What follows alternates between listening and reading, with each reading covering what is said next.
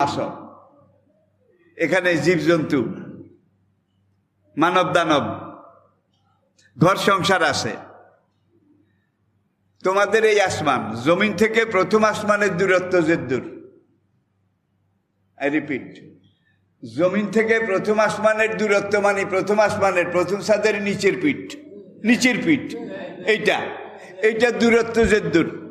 প্রথম আসমানটার পুরুত্ব তার চাইতে 70,000 গুণ বেশি।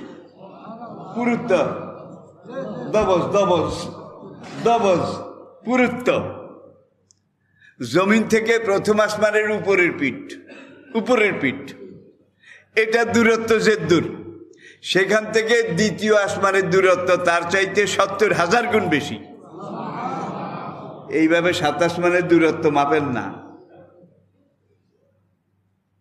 বিজ্ঞানীরা এটা স্বীকার করে যে এর পরে আবার স্বাদ আছে কিনা, সেখানে মাখলুক আছে কিনা, এটা তাদের কারো জানা নাই। কিন্তু হাদিসে নবীজি বলেছেন সেখানে তোমাদের আদমের মতো আদম আছে, সেই সব আসমানে তোমাদের নূহের মতো নূহ আছে, সেই সব আকাশে তোমাদের নবীর মতো নবী আছে। তবে সেগুলো তোমাদের জানার, তোমাদের পর্যবেক্ষণের বাহিরে, অনেক দূরে। তাইলে সেখানেও দেখা যায় কিছু আছে। এই যে 7টা আসমান আপনি পার হবেন, আমি বলেছি জমিন থেকে সপ্তম আসমান, শেষ ছাদ উপরের, এইটার নিচের পিঠে দূরত্ব যে দূর। সেখান থেকে সিদরাতুল মুনতাহার দূরত্ব তার চাইতে 70,000 গুণ বেশি। খাইছে সিদরাতুল মুনতাহা, যেখানে গিয়ে জিবরাইল সারেন্ডার করেছে, জি ইয়া রাসূলুল্লাহ মাইতো আর সেক্তা নিহি, হুজুর আমার হ্যান্ডম শেষ, হ্যান্ডম বুঝেন তো, আমি আর এর উপরে যেতে পারবো না। নবী তখন বললেন, ভাই জিবরাইল, কোথায়? কাবাগরের বাবে উম্মেহানি গেট, সেখান থেকে আমাকে নিয়ে এসেছ। বাইতুল মাকদাস পেরিয়ে, 7 আসমান পেরিয়ে, আলমে নাসুত মালাকুত পেরিয়ে, সিদরাতুল মুনতাহা এখানে এসে তুমি বলো যে আমি আর যাইতে পারবো না, তাইলে আমার কি হবে? এখন জিবরাইল বললেন, আমার প্লেনও আর আমার উড়োজাহাজও এখান থেকে আর উপরের দিকে যেতে পারবে না। তাইলে পাইলটও সারেন্ডার করেছে। আর যেই বোরাক, যেই বিমান, এটার গতি ছিল কমপক্ষে 1,86,000 মাইল সেকেন্ডে। এখনকার জঙ্গি বিমান ঘন্টায় নয় 500 মাইল যায় ঘন্টায়, আর বোরাকের গতি ছিল সেকেন্ডে 1,86,000 মাইল। কেমন লাগে? তখন জিবরাইল বললেন, এখান থেকে উপরের দিকের জগৎটা আমার ধরা ছোঁয়ার বাইরে। আমি যে লহে মাহফুজ থেকে ওহী আনি, এই পর্যন্ত এসে উকি মারি। আল্লাহ লহে মাহফুজের পর্দাটা সরাই দেন। আমি এখান থেকে লহে মাহফুজ দেখে আল্লাহ যে দূর থেকে যে দূর নাজিল করতে বলে আপনার কাছে, আমি জিবরাইল সেখান থেকে সে দূর সেই কয়টা আয়াত আপনার কাছে পৌঁছাই দিই লহে মাহফুজ থেকে। এখন নবী একটু অপ্রস্তুত হয়ে গেলেন, পাইলটও যাবে না, বিমানও যাবে না, আমার গন্তব্য কোথায়? আমাকে কোথায় যাওয়া লাগবে? তখন জিবরাইল বললেন, যে অনন্ত বিশ্ব চরাচরের মালিক রব্বুল আলামিন, তিনি আপনাকে দাওয়াত করেছেন। আসরা বিআবদিহি লাইলাম মিনাল মসজিদিল হারাম ইলা মসজিদিল আকসা, এই হলো সফর শুরু। তাহলে দেখা যায় মহান মালিক তার সবচেয়ে প্রিয় বন্ধুকে তার বাড়িতে দাওয়াত দিয়েছেন, ইনভাইট করেছেন। এখন সেই মহান মালিক প্লেনও পাঠিয়েছেন, প্লেনের পাইলটও পাঠিয়েছেন, ওই পর্যন্ত যাওয়ার পরে এইবার নবী বলেন, কদ্দুর আসা হয়েছে, আর কদ্দুর বাকি আছে? জিবরাইল ছোট্ট করে বললেন, মোট রাস্তার 70,000 ভাগের 1 ভাগ আসছি, বাকি 69,000 ভাগ সামনে। খাইছে রে খাইছে। এখন জিবরাইল তার রকেট নিয়ে, হুজুর আমি যাই, আসসালাম আলাইকুম। জিবরাইল চলে গেছে, বোরাকও চলে গেছে। হুজুর বলেন, আমার শরীরটা একটু ছমছম করে উঠছে, পশমগুলা লোমকূপে শিহরণ জেগেছে, আমার একটু ভয় ভয় লাগে। তখন দেখি যে আমার দুনিয়ার সবচেয়ে বড় আপনজন আবু বকর এসে আমাকে সালাম দিলেন। কোথায়? সিদরাতুল মুনতাহা। কিরে, আবু বকর এখানে কেমনে এলো? আবু বকরকে দেখে আমার ভিতরে যে একটা ভয়ভীতি অবস্থা, এটা কেটে গেল। ইয়া রাসূলুল্লাহ, আমি আপনাকে রিসিভ করতে এসেছি, চলেন। সামনের দিকে যাচ্ছেন, আরেকটা বাহনে উঠবেন, রফরফে উঠে, এইটা আল্লাহ পাকের আরশে আজিম, সেখানে গিয়ে ল্যান্ড করলো, অবতরণ করলো। একদল ফেরেশতা সামরিক পোশাকে একেবারে সজ্জিত হয়ে নবীকে গার্ড অফ অনার দিচ্ছেন। রাজকীয় নিয়ম, রাজকীয় মেহমান এসেছে। এখন সেখানে মেহমানকে, you are the honourable royal guest, he is the royal guest, he is the honour royal guest অমুক, his royal highness, his royal excellency, welcome him. আমরা তাকে ওয়েলকাম জানাই। এরকম আসে না নাই? বঙ্গভবনের গেট দিয়ে, গণভবনের গেট দিয়ে ঢুকার আগে গেইটে একদল চৌকস সামরিক বাহিনী, তারা এখানে গার্ড অফ অনার দিয়ে তারপরে মেহমানকে প্রেসিডেন্টের কাছে নিয়ে যায়, প্রধানমন্ত্রীর কাছে নিয়ে যায়। ঠিক কিনা বলেন? হুজুর বলে, এখানে যখন আমি রফরফ থেকে নামবো, আমার গা আবার একটু সমসম করে উঠলো। ওখান থেকে আবু বকর উঠেই দিছে, খেয়াল আছে তো? আপনি এটাতে উঠে যান। এখানে এসে এখন নবী আবার কোনো বর্ণনায় সে আবু বকরের জায়গায়, হুজুর যখন হেঁটে সামনের দিকে যাচ্ছেন রফরফে আরোহণ করার জন্যে, তখন হযরত বেলালের কাঠের খড়ম, স্যান্ডেল সট্টর সট্টর সট্টর সট্টর হুজুর হাঁটে। এখন দেখে যে বেলালের খড়মের আওয়াজ শোনা যায়।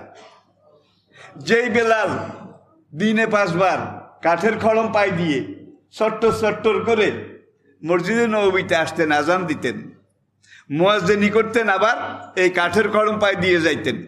এই কাঠের বেলালের খড়মের আওয়াজটা নবীজির খুব পরিচিত। এখন যখন বেলালের খড়মের আওয়াজ পাইছে হুজুরে, এখানে তো আবার বেলাল, ওখানে আবু বকর, এখানে বেলাল। বলে যে আমি আবার একটু স্বাভাবিক হইলাম, ভয়টায় আশঙ্কাইটা কেটে গেল। এইবার আমি আল্লাহ পাকের খোদাই সিংহাসন, আল্লাহ পাকের আরশের মুখামুখি হলাম। আরশের মুখামুখি হওয়ার পরে এইবার আরশের মালিক, ফেরেশতারা আমাকে গার্ড অফ অনার দিয়ে বলল, আত্তাহিয়াতু লিল্লাহি ওয়াসসালাওয়াতু আত-তাইয়্যিবাত, he is the honourable royal guest, his royal excellency, his royal highness, we welcome him. এইবার বাড়ির মালিক চিনতেন তো? যখন মেহমান করে সামনাসামনি গিয়ে উপনীত হলেন, ফেরেশতারা গার্ড অফ অনার দিয়ে ফেললো, আত্তাহিয়াতু লিল্লাহি। এইবার বাড়ির মালিক, ঘরের মালিক, যিনি মেহমানকে দাওয়াত করেছেন, বিমান পাঠিয়ে, রফরফ পাঠিয়ে তার রাজধানীর আরশে আজিমের এখানে এনেছেন। এখন আরশের মালিক বলেন, আসসালামু আলাইকা আইয়ুহান নবী, হে আমার প্রিয় নবী, আপনাকে আমি আল্লাহ সালাম দিচ্ছি, আপনার বলে সালাম, রহমত, বরকত বর্ষিত হোক। নবী জবাবে বললেন, আসসালামু আলাইনা ওয়া আলা, আমি আজকে যারা আমার উম্মত আছে, কিয়ামত পর্যন্ত আমার উম্মত যারা আসবে, সবার পক্ষ থেকে বললাম, ওয়া আলাইকা সালাম ইয়া রাব্বি, আমি আপনার সালামের জবাব দিলাম। কিয়ামত পর্যন্ত সর্বশেষ উম্মত, তাদের পক্ষ থেকে আপনাকে সালাম দিলাম। তাহলে সেখানে গিয়েও তো নবী উম্মতকে ভুলেন নাই নাকি? মেরাজ থেকে ফিরে এসে মসজিদে নববীতে যখন কথা হচ্ছিল মেরাজ সম্পর্কীয়, নবী ধারাবাহিক বর্ণনা, আমি এইভাবে গেছি, এইভাবে আসছি।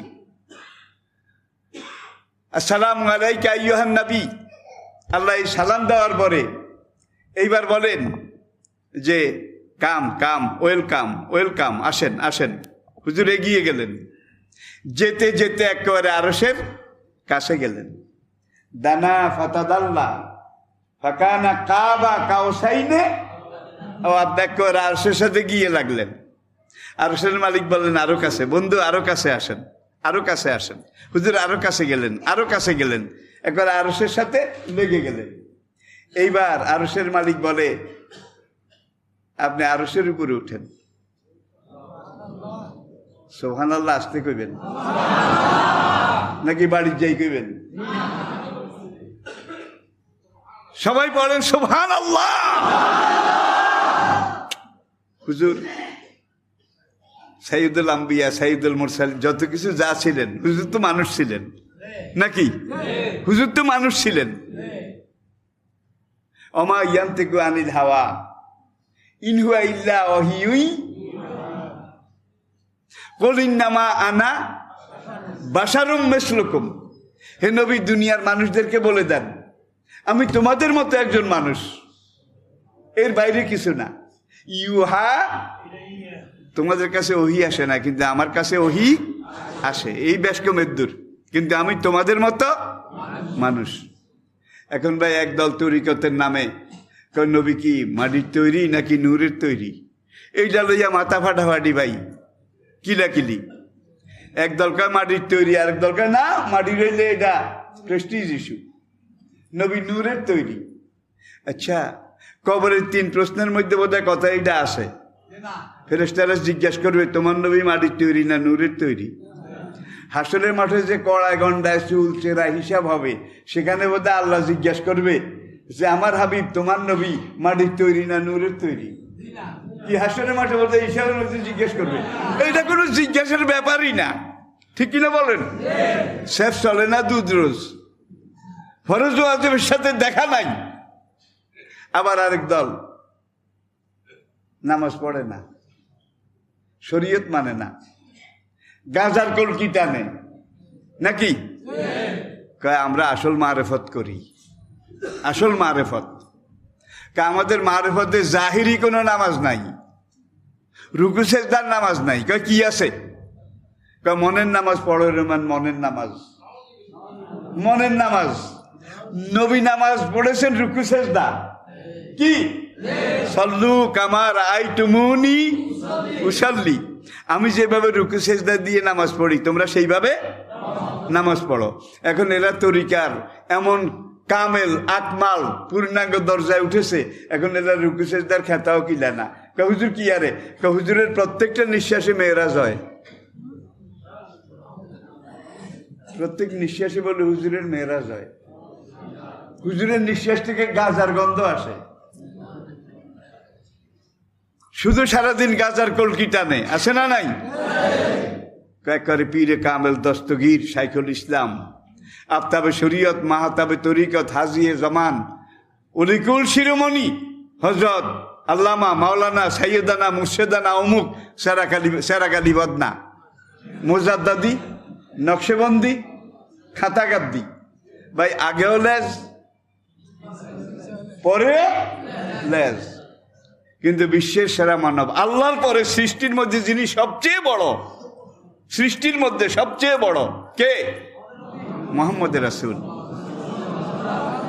তিনি রোমান সম্রাট, পারস্য সম্রাটের কাছে চিঠি লিখতেছেন, আপনারা দেখেন হাদিস খুলে, মি মুহাম্মদের রাসূলুল্লাহ, আল্লাহ রাসূল মুহাম্মদের পক্ষ থেকে রোমের বাদশার কাছে এই চিঠি, আল্লাহ রাসূল মুহাম্মদের পক্ষ থেকে পারস্য সম্রাটের কাছে এই চিঠি।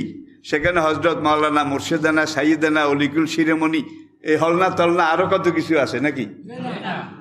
মুলার সাইতে বিসি বড় হয়ে গেছে, ঠিক কিনা বলেন? তো কথাটা আমি এজন্য বলছি, আর